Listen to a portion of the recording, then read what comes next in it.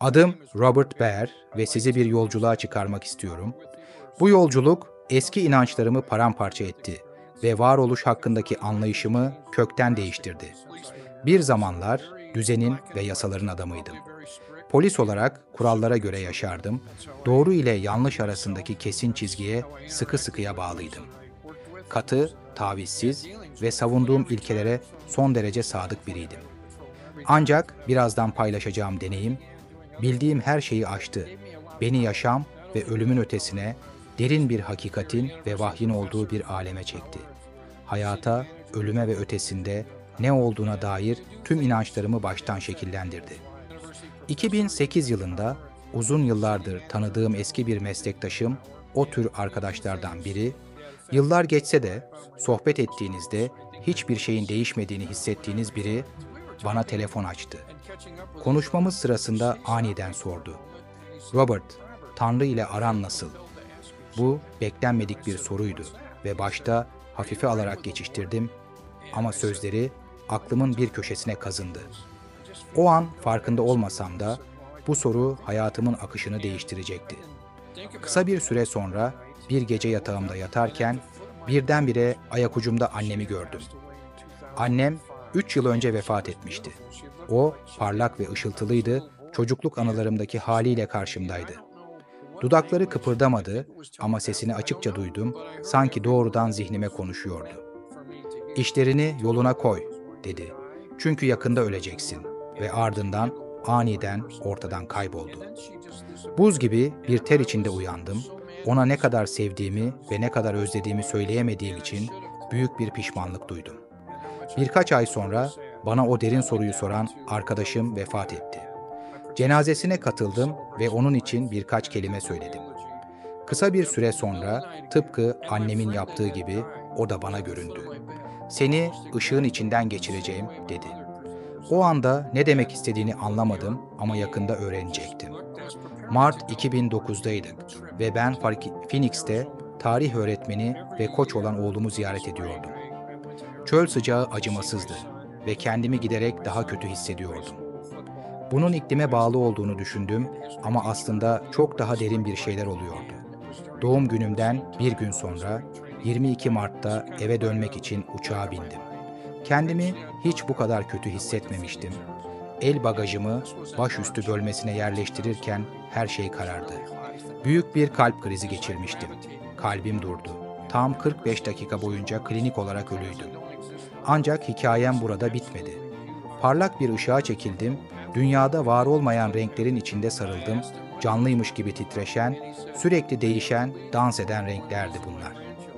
Işığın kendisi sadece fiziksel değil, aynı zamanda derinden hissedilen bir sıcaklık taşıyordu, beni saran rahatlatıcı bir kucak gibiydi. Renkler, anlamlarını tam olarak çözemediğim bir uyum içinde hareket ediyordu ama yine de büyüleyiciydi. Sıcaklık ve derin bir huzur hissettim. Yalnız değildim. Bir varlık, belki de birden fazla varlık, beni kuşattı, tarif edilemez bir sıcaklık ve aşinalık yayıyordu. Varlıkları sanki hayatım boyunca onları tanıyormuşum gibi derin bir aidiyet duygusu uyandırdı. Anılar belirdi. Zor zamanlarda hissedilen açıklanamaz bir rahatlık, yalnızken izleniyormuş gibi hissetme anları. Bu varlıkların uzun zamandır beni gözlemlediğini, bana sessizce rehberlik ettiğini hissettim.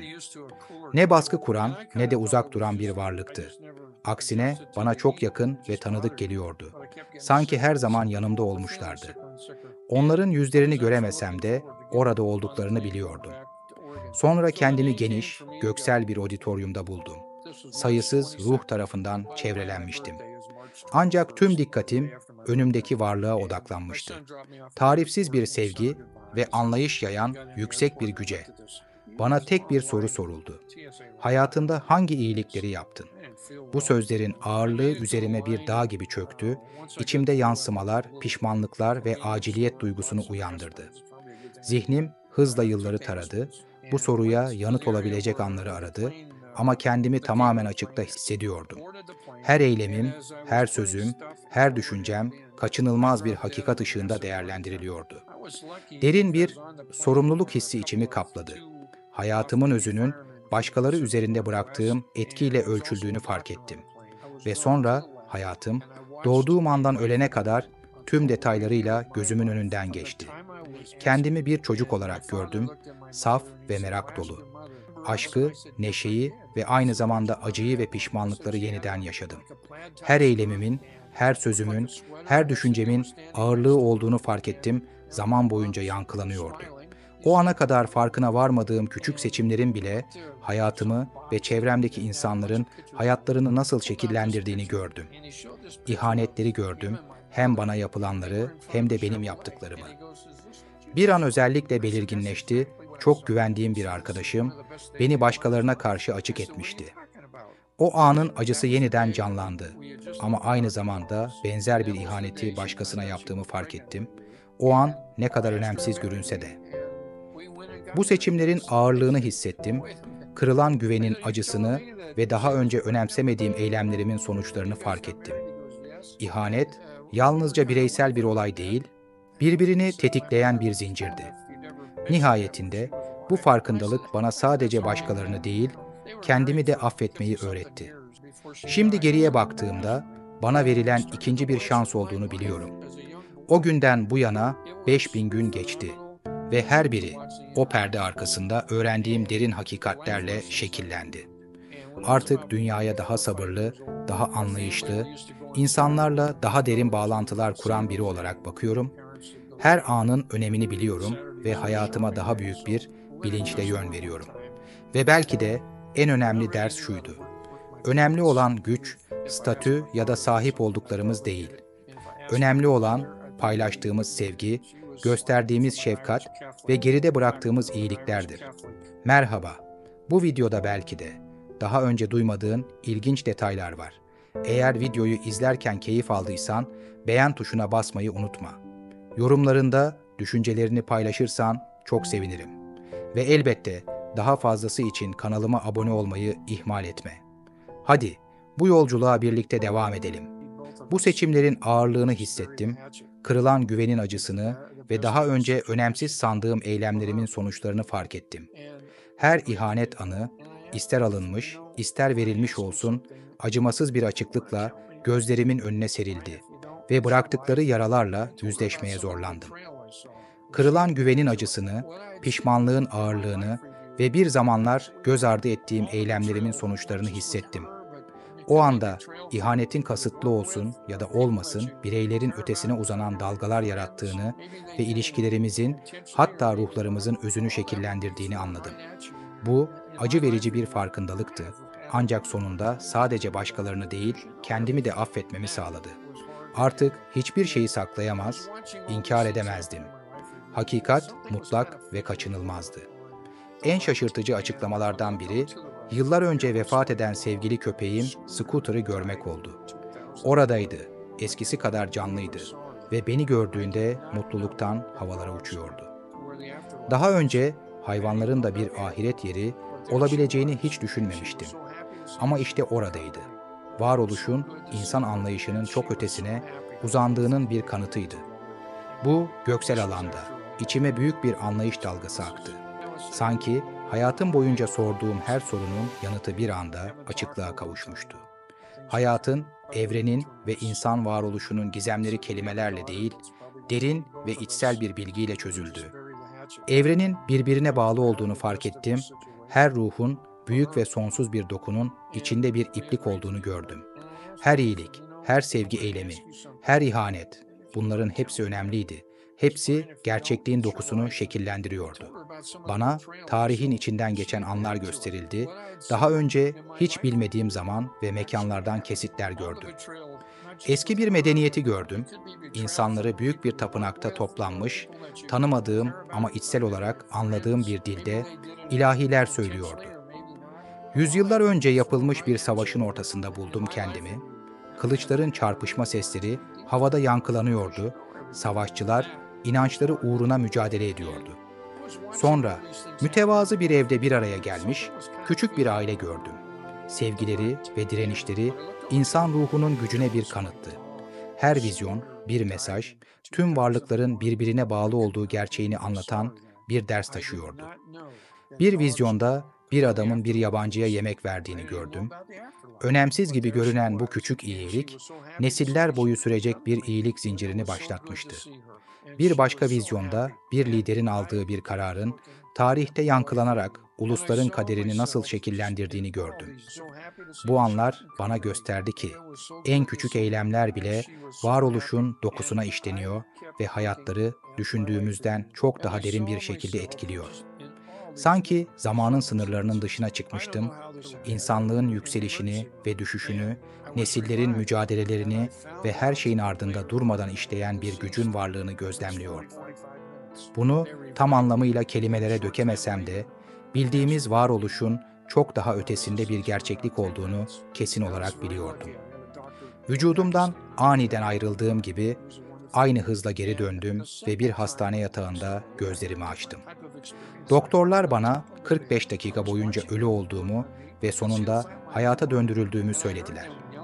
Kısa bir süre sonra tekrar kalbim durdu ve 10 dakika boyunca ölü kaldım. Bu ikinci geçiş sırasında kendimi yatağın üzerinde süzülerek doktorların beni hayata döndürmeye çalışmasını izlerken buldum.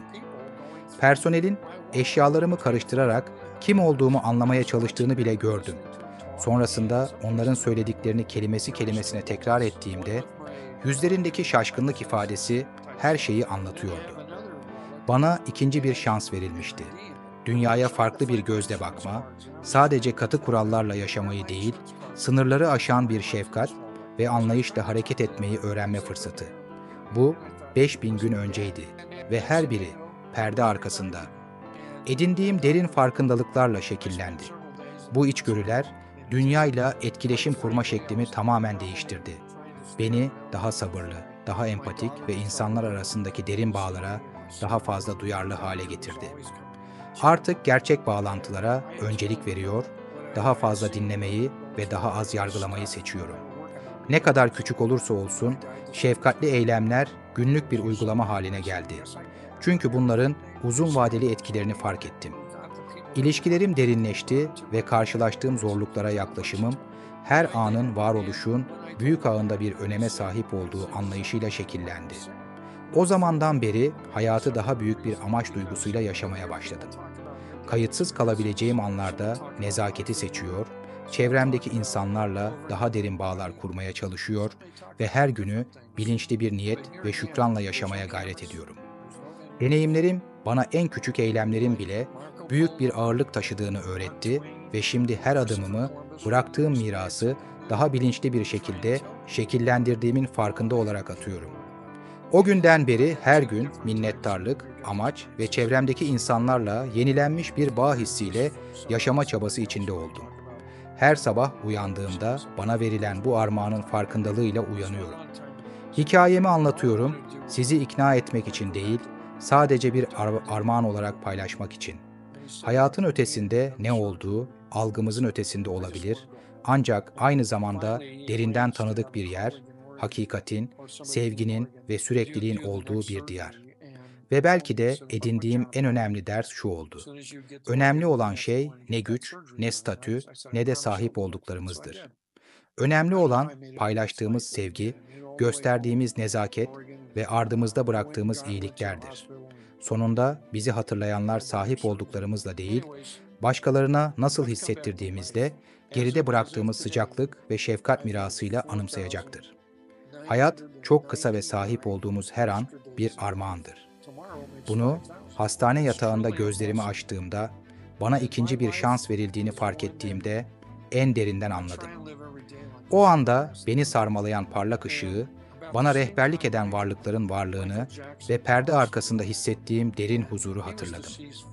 Bu deneyim, hayatın asla garanti olmadığını ve her saniyenin anlam yaratmak, sevmek ve kendimizden daha büyük bir şey geride bırakmak için bir fırsat olduğunu açıkça gösterdi. Varoluş ile ötesi arasındaki ince çizgi o anda hiç olmadığı kadar netti. Size kim olursanız olun, çevrenizdekileri değer vermeye çağırıyorum. Başkaları üzerindeki etkinizin farkında olun. Derinden sevin, özgürce affedin ve anlam dolu bir hayat yaşayın. Çünkü bir gün hepimiz bilinmeyene adım atacağız. Tıpkı benim o an. Kalbim durduğunda ve parlak bir ışığın içinde çevrelendiğimde olduğu gibi. İşte o zaman anladım ki sahip olduğumuz şeyler, unvanlarımız, hırslarımız önemsizleşiyor. Yalnızca yaptığımız iyilikler, paylaştığımız sevgi ve gösterdiğimiz şefkat kalıcı oluyor. Merhaba, bu videoda belki de daha önce duymadığın ilginç detaylar var. Eğer videoyu izlerken keyif aldıysan beğen tuşuna basmayı unutma. Yorumlarında düşüncelerini paylaşırsan çok sevinirim. Ve elbette daha fazlası için kanalıma abone olmayı ihmal etme. Bu nedenle YouTube üyelik programımızı tanıtıyoruz. Bir fincan kahveden daha düşük bir ücret karşılığında YouTube'da yayınlanmamış özel ve reklamsız bölümlere erişebilirsiniz. Konuklarla canlı soru cevap etkinliklerine katılabilir, bizimle ve diğer ÖYD deneyimleyenlerle doğrudan etkileşimde bulunabilir, canlı etkinliklere katılabilir ve en önemlisi kanalımızın bu önemli deneyimleri dünya çapında ortaya çıkarmaya yönelik sürekli çabalarını desteklemiş olursunuz. Hadi bu yolculuğa birlikte devam edelim.